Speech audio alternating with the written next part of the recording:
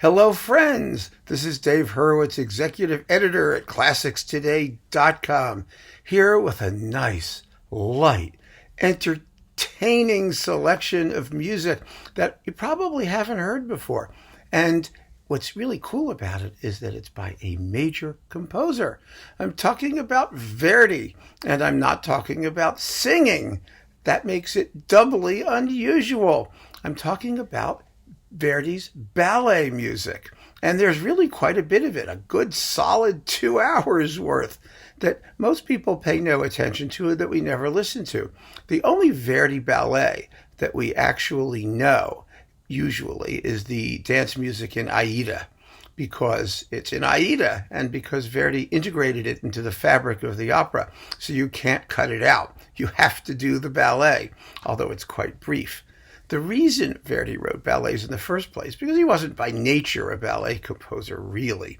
I mean, he knew what he was doing, and that wasn't his main thing, as I'm sure you know, is because when he performed his operas in France, you had to have a ballet. That was like, France was the capital of ballet and ballet music and full-length ballets. And if you wanted your opera produced in Paris, first thing you did was translate it into French, and then the second thing you did was write a ballet. Now, tradition has it that the ballet had to go into the second act of the opera, generally speaking. You could do a little dancey stuff elsewhere, but the reason it had to go in the second act is because the ballettomanes, the ballet people, only showed up for the second act. And of course, the reason they showed up for the second act is that the ballet was sort of the breeding ground for lithe, nubile mistresses, for the elderly bourgeois and aristocratic gentlemen who frequented the opera. And they would go to see their favorite ballerina, and then they'd leave. And that would be that.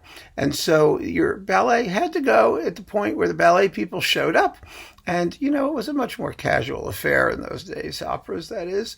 You sort of came and went. There was a casino in the lobby. Rossini, when he was running the opera at Naples, he didn't make money from the opera. He made money from the casino in the lobby.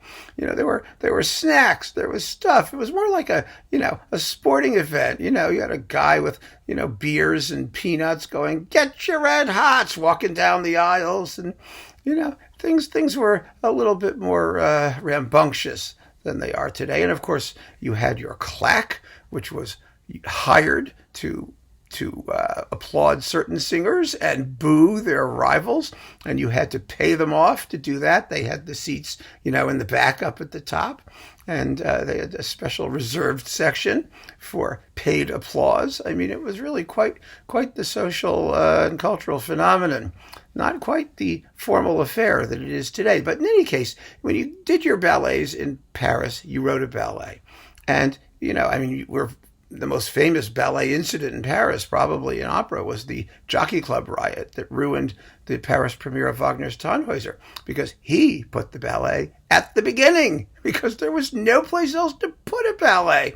So he stuffed it in there, and the Jockey Club had a nervous breakdown because they all came in for Act 2, and there was no ballet. They'd missed it, and hysteria ensued. Of course, the advantage of all of that is that we got a really cool piece of orchestral music by Wagner, the Venusberg Ballet from Tannhäuser. And that's why we have this orchestral music by Verdi, for the same reason, because when he did his operas in Paris, he wrote ballets for them. Now, normally in performance these days, these ballets are omitted. We just leave them out. And I personally think that's kind of a mistake. I really do. And the reason I think it's a mistake is because you're going to go sit there for 3 hours anyway. And the ballets aren't terribly long, usually around 15 minutes or so, with one exception. Many are quite a bit shorter. And it never hurts to have extra entertainment. I mean, I want to get my money's worth. I think you should have as much stuff as they could pack in there. Opera is a multimedia event anyway. And to have the ballet, people say, well, it holds up the action. I don't understand that criticism. Ballet is nothing but action. That's the whole point of ballet. It's people in motion, constantly moving. Nothing is more active than a ballet. Yeah, sure, the plot has to stop for a bit, but plot usually is not the strong point of these things anyway. We can always wait an extra 10 or 15 minutes for the soprano to die. And in the meantime, we get to hear some, very entertaining, rhythmic, exciting music and see a whole different bunch of people out there doing their thing, which gives your ears a rest from the hours of screaming that you're otherwise putting up with. I think ballets are wonderful in operas, and I have no problem with them at all. Now, of course, Verdi's sort of vary widely in quality because Italian composers were not known for their instrumental music or their orchestral music. And the Italian system of writing for the orchestra, especially in early Verdi, was somewhat primitive by international standards. The orchestra was basically, they used to call it the big guitar. It was a giant accompanimental organism, and that's what it did. So when it had to take center stage, as it does during ballets, some of the screechy orchestration and tendencies to, write sort of simple dance rhythms anyway, whether it was an aria or a ballet, cheapened the music. And there's a lot of really trashy ballet music. There's a lot of trashy ballet music anyway. I mean, the ballet was always a place where, some composers who wrote for the dance specifically were not necessarily the best composers. It was only when Leo Delibes and Tchaikovsky and those guys started writing full-length ballets that we got really, really first-class ballet music. Maybe Aubert, maybe one of those guys, a little bit, but basically, or Adam, right, who wrote Giselle, that's the guy, Adolphe Adam. That's an important ballet. But a lot of ballet music is garbage, and Verdi's music for the ballet is not, it's not profound. Let's just be kind and say it's not profound, but that doesn't mean it's worthless either. It's entertaining. It gets the job done. It's rhythmic. It's tuneful. It's fun to listen to. And I'm going to play you a few examples of it. Now, I have a bunch of recordings here. Let me just tell you what they are quickly, because you're not going to be able to get all of the ballet music in many, many, many different recordings because it's not considered to be important. The recordings of the Verdi ballet music tend not to last in the catalog, and they tend not to be terribly complete. There are only two that I think are absolutely complete, and fortunately, one of them is readily available. And that's why I'm talking now about it, because I enjoy this stuff. It's great. It's diverting. It's not, you can't listen to Bruckner all the time. You just can't. You need to mix it up and give yourself a change of pace, something light and refreshing, and there simply to entertain and give you some pleasure. And there's no crime in that, believe you me. So let me just show you what these recordings are. I have 3 of them here. There are other versions of individual numbers, and and Charles McHarris did like a whole Verdi ballet thing, which was on Testament. So there's stuff there, but let's see, what is this? Yes, this is the complete ballet music. This was on Philips, and it's like long out of print. You may be able to find it sitting around. It's conducted by Antonio de Almeida, who loved doing unusual repertoire like this, with the Monte Carlo Orchestra. And you also get the Dance of the Hours by Ponchielli and the Tannhäuser Venusberg Ballet with Silvio Varviso and Edo de Wart, respectively. This was a nice twofer when it was around, and if you can find it, it's worth taking a look at. It really is.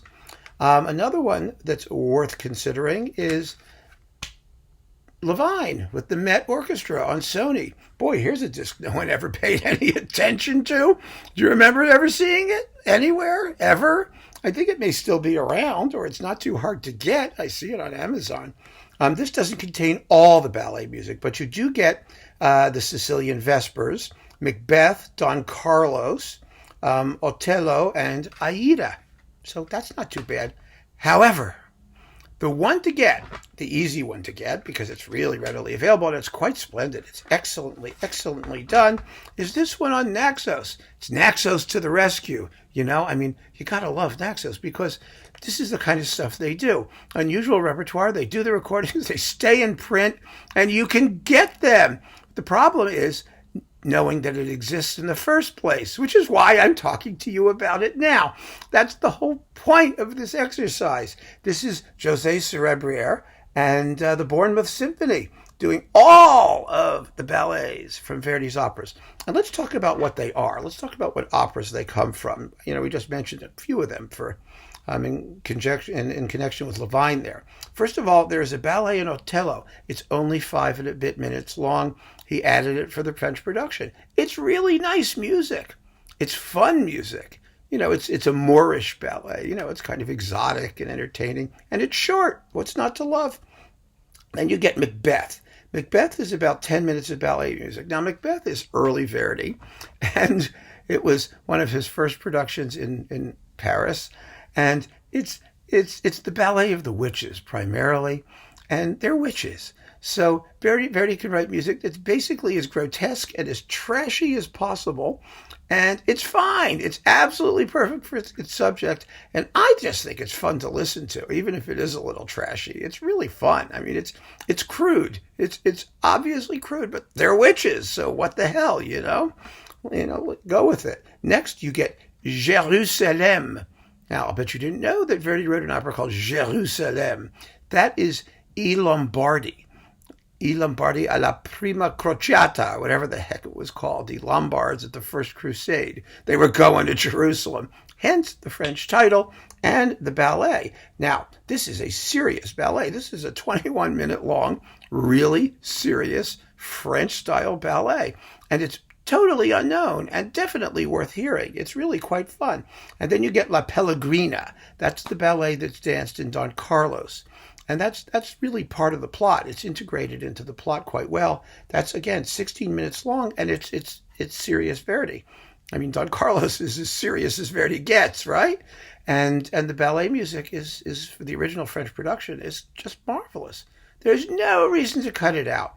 And it actually fills a plot function. Of course, the plot function in a ballet is that, all hell's breaking loose and then they all stop to watch the ballet. But, that's the plot function. It's like time for the ballet. It's some entertainment for those on stage. And, why not? It's entertaining. It's delightful. You've just, had an auto da fe scene where people were like burned at the stake. All the more reason to take a break and watch the ballet. Unless the ballet comes first. I don't remember exactly where it shows up. Then we have the dances from Aida.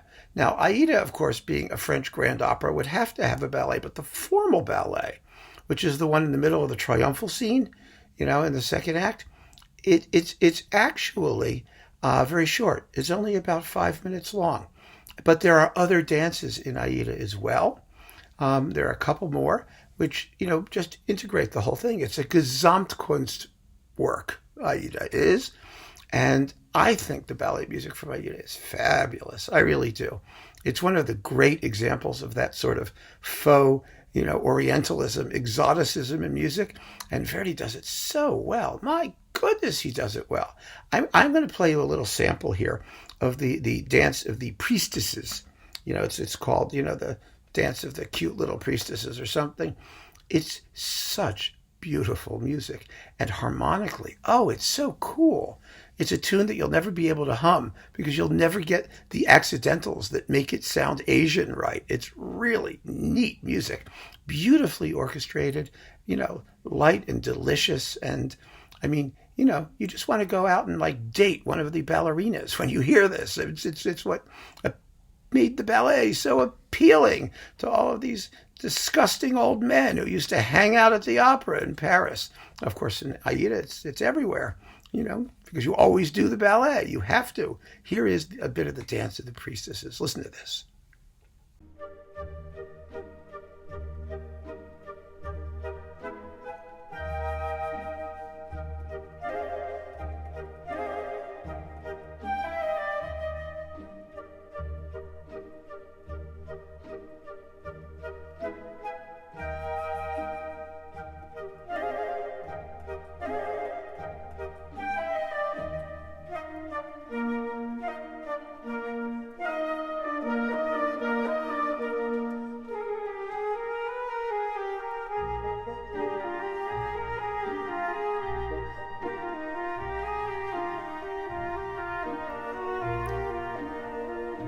Isn't that just great?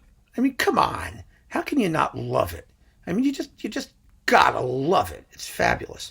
So next, there is, Il Trovatore, which has quite a bit of ballet music, about 21 minutes, and a big ballet in Act 3, Scene 2. It's in the third act, and it's like 17 minutes long. This is not, of course, Il Trovatore, the one we're used to. This is Le Trouvière, the French version of Il Trovatore. And, of course, Il Trovatore takes place in España. And because it takes place in España, we have a Spanish ballet. Now, we're not dealing with Spanish like Carmen is Spanish. It doesn't have that overwhelmingly Spanish flavor. But you get where it's going. The concept is there. And here's a bit of the what is this? The Sevillana from the Il Trovatore ballet. Take a listen.